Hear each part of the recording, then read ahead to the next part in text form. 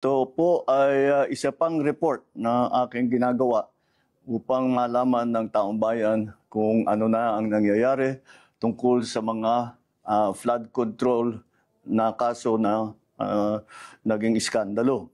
At paano kung ano ang mga ating nagawa upang mapanagot ang mga may kagagawan nito.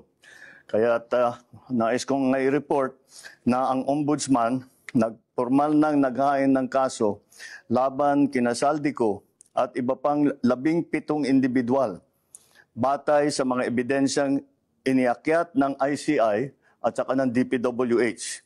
Hindi po ito haka-haka, hindi po ito kwento. Ito po ay tunay na ebidensya. At ito po, para hindi ko na babasahin, pero makikita naman ninyo sa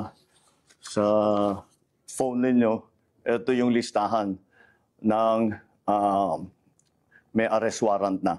At ang susunod na hakbang, ay wala nang paligoy-ligoy pa, ang ating mga otoridad ay siyempre papatupad na nila itong mga arrest warrant na ito.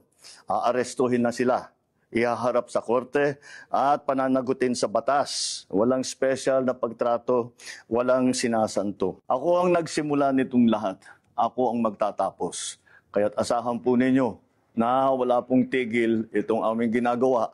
At kahit na parang napakatagal ang dumaan na panahon, ako'y nagpapasalamat sa pasensya ng ating mga kababayan.